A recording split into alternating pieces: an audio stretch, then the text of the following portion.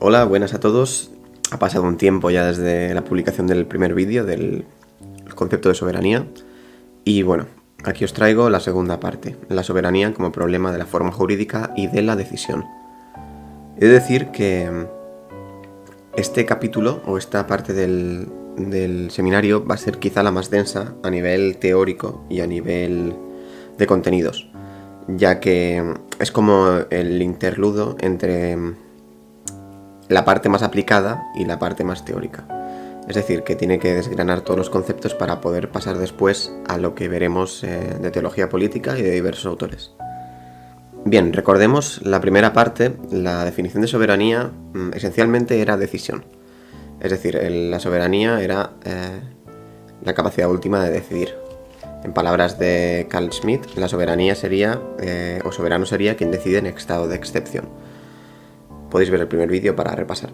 Bien, creo que es conveniente empezar exponiendo, en concreto, qué es lo que Smith denomina el problema de la soberanía. Esto siempre es un conflicto con el poder, vamos a ver. Soberanía, Smith lo caracteriza o lo determina directamente en relación con el poder. Si bien tiene su propia dialéctica, sus propios nombres, sus propios apelativos, pero está hablando constantemente del poder y la definición del mismo. En sus palabras, se puede emplear el término poder supremo, dice Smith, como denominación de una entidad real, aunque en la realidad, rígida por la ley de la causalidad, no se pueda señalar ni imaginar factor alguno al que pudiera aplicarse dicho superlativo. En la realidad política no existe un poder incontrastable, supremo, es decir, que funcione con la seguridad de una ley natural. Aquí Smith claramente está haciendo referencia a la esencia del poder de Dios. En el pasado, y esto no está en este libro, pero hay otros autores que lo tratan, el concepto mismo de soberanía no tenía sentido, y de hecho no surge en la pura Edad Media o la alta cristiandad, como dirían los católicos, sino que surge al final de la Edad Media, en un momento en el cual no empezaba a estar claro si realmente la fe católica iba a aguantar mucho más tiempo en Europa, y de hecho, evidentemente no lo hizo. De hecho, Bodino es del siglo XV, Maquiavelo del siglo XVI, cuando ya se estaban sucediendo unos cambios en Europa que serían drásticos y cruciales para el futuro del continente. Entonces, claro, esto surge en un momento de desestabilización, como es lógico. Y se separa el poder de Dios del poder fáctico, o sea, el poder terrenal del poder divino. Pero en sí la soberanía o el poder absoluto, en una lectura conservadora del asunto, no es más que el que tiene Dios o el que se le confiere Dios. Esto lo veremos en el último capítulo con Donoso Cortés, Bonald, etc. Continuemos. Dice Smith: la fuerza no arguye el derecho, y la verdad, por aquella razón banal que Rousseau, en armonía con toda su época, acertó en formular así: la fuerza es un poder físico, la pistola que el ladrón empuña también es un poder. Aquí está haciendo referencia a que la unión de un poder fáctico y jurídico es el problema cardinal del concepto de la soberanía. En sus palabras, dice tal cual que lo que está comentando, la unión del poder fáctico y jurídico, es el problema de la definición de la soberanía, de la definición del concepto. Expondrá Smith a continuación un montón de tesis de diversos autores de corte neokantiano y liberal, que podemos resumir todos en las corrientes del jurista más famoso de este movimiento, que puede ser Hans Kelsen, perfectamente, como constitucionalista liberal por excelencia. El argumento principal de Hans Kelsen es que el Estado tiene que ser puramente jurídico, es decir, algo normativamente vigente, no una realidad cualquiera, es decir, no algo que esté al margen de la legalidad o al margen del conjunto del ordenamiento jurídico. En palabras de Smith, en consecuencia, el Estado no es ni el creador ni la fuente de orden jurídico. Tales nociones son, a los ojos de Kelsen, simples personificaciones e hipóstasis, duplicaciones del orden jurídico unitario e idéntico en sujetos diferentes. Y prosigue: el Estado, es decir, el orden jurídico, es un sistema de imputaciones con referencia a un punto final de imputación y una última norma fundamental. Kelsen, podemos imaginar que todo el Estado para él sería el ordenamiento jurídico, y podemos estructurarlo tal y como una pirámide, es decir, en la base irían las normas básicas o los reglamentos, las normas básicas, leyes fundamentales, y arriba de todo, en la cima, estaría la ley fundamental o la Constitución. Esa es la teoría fundamental de la Constitución liberal o de Kelsen. Se puede explicar con el esquema piramidal. ¿Qué ocurre aquí? ¿Qué critica principalmente Carl Schmitt a los juristas de corte neokantiano, en especial a Kelsen? Que su modelo está muy bien, es válido para la cotidianidad, como comentábamos en el anterior episodio, pero ¿qué pasa cuando se da un caso excepcional que no está contenido en ese pilar piramidal de normas. ¿Qué ocurre? ¿Qué es lo que tenemos que hacer? Smith dirá que Kelsen resuelve este problema directamente negando el concepto mismo de soberanía. Es, en el fondo, la vieja negación liberal del Estado frente al derecho y la ignorancia del problema sustantivo de la realización del derecho. También se apoya Smith en otros autores para terminar de cimentar su contraargumentación. En especial tenemos Crabbe, también cita bastante en este capítulo a Gierke, y bueno, creo que son los que nos ceñiremos porque son sus citas principales. También hay algo de Wallenstein, pero más adelante saldrá más. Dice literalmente Crabbe, a propósito de la soberanía del derecho, que es, según se tome, ora la descripción de una situación realmente existente, ora un postulado cuya realización se aspira. Y dice Smith que, según Crabbe, la idea moderna del Estado sustituye al poder personal, el rey o la autoridad, por una fuerza espiritual. Y prosigue Crabbe: hoy no vivimos bajo el imperio de las personas, sean estas naturales o jurídicas, sino bajo el imperio de las normas, de fuerzas espirituales. Aquí es donde se nos revela la idea moderna del Estado. Podemos resumir todas estas teorías de Crabbe en la siguiente oración, y es que el Estado tiene por misión exclusiva producir el derecho. El Estado se limita exclusivamente a la producción del derecho, pero esto no quiere decir que el Estado produzca el contenido jurídico, ¿vale? Lo único que hace sería determinar el valor jurídico de los intereses en función de la conciencia jurídica de los que integran el pueblo. Ello implica una doble limitación, dice Smith. En primer lugar, en cuanto al derecho en oposición al interés y a la previsión, o sea, que la teoría kantiana del derecho se denomina materia. En segundo lugar, que, en cuanto a esa estimación, tiene solo un carácter declaratorio en modo alguno constitutivo. En segundo lugar, que esa declaración solo tendría un carácter declaratorio, no constitutivo. Es decir, volvemos al mismo viejo problema de la decisión. Tendría un carácter declaratorio, decir, bueno, esto es la norma, pero ¿qué ocurre si? De nuevo, volvemos al argumento de la decisión como argumento base o pilar de Smith para romper todas estas teorías. Y ahora pasamos a Gierke, que es otro autor que cita bastante. Como decía, esto va a ser más denso. Gierke era experto especialmente en derecho internacional público y derecho constitucional. Gierke decía que el derecho internacional puede ser derecho sin ser derecho estatal. Ahora bien, que si el derecho se rebaja a un papel de simple pregonero del derecho, no puede ser soberano. Utilizando los argumentos de la teoría de la corporación, escribe Smith, Proust logró desterrar el concepto de la soberanía como un residuo del Estado autoritario y ver en el ejemplo de la comunidad corporativa, estructurada de abajo arriba, una organización que no requiere el monopolio del mando y puede, por tanto, prescindir de la soberanía.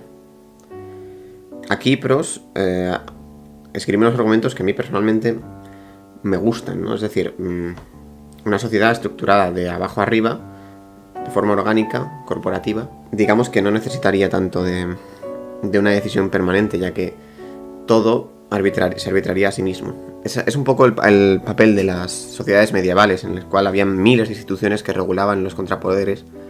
Cuando digo miles es que había muchísimas en una sociedad, en un reino. Pero claro, el rey no decidía realmente, el rey arbitraba. Y en ocasión excepcional, cuando había conflicto entre ellas, entre los diferentes instituciones o contrapoderes, el rey decidía. Aquí el fallo de Proust es achacar como todo lo que sería el carácter divino del poder al Estado autoritario, digamos, como dar un salto y decir, bueno, hemos superado los errores de los años 30 y 40 y ahora pues podemos reorganizar la sociedad de un modo orgánico sin estos errores, que es así expuesto, parece manifiestamente un error. Bien, ahora he expuesto las diferentes teorías del Estado de juristas liberales, etcétera, y sus críticas. También se cita, no lo he dicho, pero se cita a Wolfendorf. Pero bueno, son siempre los mismos argumentos. Wolfendorf diría que el Estado puro es un Estado que se limita a la función de ordenación. Es similar a los argumentos de Krafft y Gierke. Pasamos a explicar la forma jurídica, el concepto de forma. Y para eso comienza citando a Max Weber. En la sociología jurídica de Max Weber se pueden distinguir hasta 3 conceptos de forma. Unas veces es la precisión conceptual del contenido jurídico de esta forma jurídica, sea la regulación normativa, como él dice, pero solo como un simple componente causal del obrar de acuerdo. Otras, cuando Weber se refiere a la diferenciación de las esferas de objetivas de acción, al término formal se emplea como equivalente de los términos racionalizado, especializado o finalmente calculable. La especialización, es decir, la educación racional, es cada día más necesaria, dadas las exigencias crecientes del tráfico social, de donde se deriva la racionalización del derecho respecto a lo específicamente jurídico y la cristalización de sus cualidades formales. Esto está contenido en Economía y Sociedad de Max Weber. Entonces, bien, la forma para Smith puede significar, primero, la condición trascendental del conocimiento jurídico. Segundo, la regularidad que nace por consecuencia de un hábito igual e reiterado y la reflexión especializada, cuya uniformidad y calculabilidad hacen que se convierta en el tercer concepto racionalista de la forma. Esta tercera forma no es sino el perfeccionamiento técnico producido por las exigencias del tráfico social o por los intereses de una burocracia de forma jurídica, perfeccionamiento que tiende a hacerlo todo calculable, cuyo ideal es que todo funcione sin rozamiento. Me gusta mucho esta frase, sobre todo a partir de intereses de una burocracia jurídica, perfeccionamiento que tiende a hacerlo todo calculable y cuyo ideal es que funcione todo sin rozamiento. Es importante entender que la máxima aspiración del Estado liberal desde su formación ha sido tratar de dar el engrase social que no tiene naturalmente, o que tenía el viejo mundo, el antiguo régimen, pero que no encontraba naturalmente el Estado liberal. Es decir, darle como el toque mágico, el toque de Dios, digamos así, que otorgaba lógicamente Dios en las sociedades medievales y que servía de pegamento ya no solo jurídico, sino social, estamental, etc., en el viejo mundo. El orden liberal, o el Estado liberal, ha sido incapaz de generar eso, porque yo personalmente creo que sin una conciencia religiosa es imposible, de forma laica no se puede lograr. Y sigue buscando alternativas y dándole como, no sé, yo me lo imagino un poco como una tragaperras, ¿no? Vas dándole al botón a ver si te toca, pero nunca toca hasta que te quedas sin dinero. Pues un poco así con esta analogía. Digamos, al final surgen al agotamiento de todas las fuerzas sociales. Con esto no me refiero solo a fuerzas políticas, sino las élites liberales que están buscando una solución al problema que comentaba. Y bueno, al final surgen rozamientos y conflictos que derivan en un conflicto armado posiblemente, como pasa en el siglo XX en reiteradas ocasiones.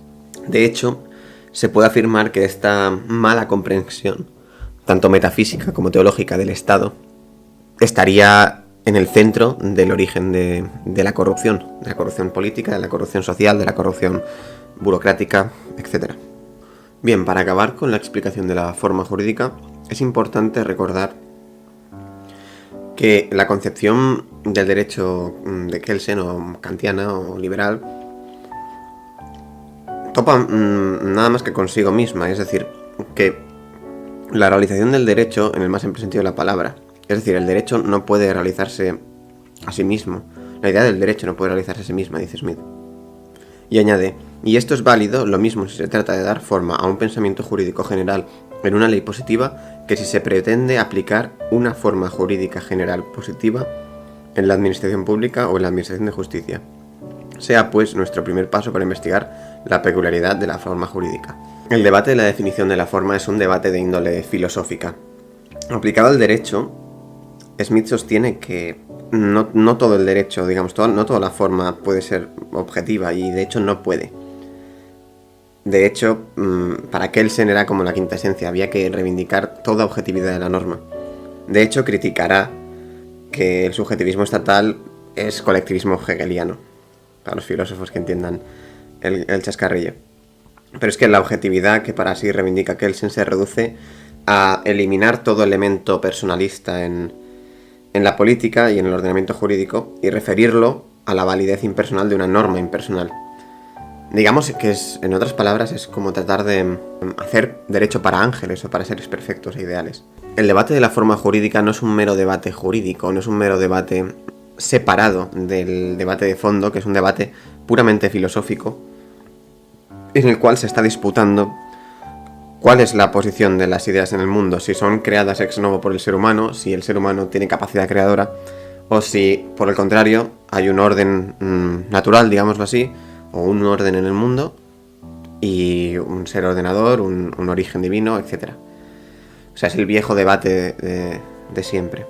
Smith dirá aquí que la idea de derecho no se pueda transformar a partir de sí misma se deriva de que ella no dice nada acerca de quién debe aplicarla. En toda transformación hay una autoritatis interpositio, una mediación. De la simple cualidad jurídica de un precepto no se puede deducir qué persona individual o qué entidad concreta puede reivindicar para sí tal autoridad. Y es que la decisión se hace independientemente de la fundamentación argumental y adquiere valor propio. Es que no le hace falta un fondo en sí, o sea, digamos que procede de la propia organicidad del sistema, de carácter natural, obviamente, ya que el arbitrio del rey en tiempos pretéritos era simplemente la manifestación de Dios, en cierto modo, tenía esa conceptualización divina del poder. No existía siquiera el concepto de soberanía porque no hacía falta, como explicaba antes. Ya tras tanta tela que hemos cortado, por recapitular un poco, diríamos que el problema de la forma jurídica de la decisión es este viejo debate de índole realmente filosófica, que trata de determinar cuál es el origen de las normas o el origen del material jurídico o el origen del orden, básicamente. Smith se posicionará del lado de en cierto modo, de la tradición, es decir, de que el ordenamiento depende de la decisión o que depende del soberano. No es una defensa tradicionalista del derecho, pero es o de jus naturalista o de ley natural, pero sí que entronca con esa tradición de cierta desconfianza al ser humano y a la capacidad de creación ex novo de las cosas que tanto apoyan los liberales en general. Y principalmente se dedica todo el capítulo, todas las indagaciones en desmontar estas teorías. Entonces ahí tendríamos un poco el problema de la forma jurídica actual, como la forma del ordenamiento jurídico kelseniano y las contradicciones del mismo, enfrentadas constantemente a la teoría de la decisión y la soberanía, que es un hecho palmario. Bien, y por mí ya podemos dejarlo aquí. Creo que es suficiente información y debate filosófico-jurídico por hoy. A ver si subo el siguiente vídeo antes de que pase tanto tiempo como este, pero de hecho me comprometo a subirlo en las próximas 2 semanas. Así que nada, quedaría un último capítulo aparte del siguiente. Y nada, si tenéis cualquier sugerencia, por favor, os ruego que la comentéis, obviamente la escribáis en los comentarios.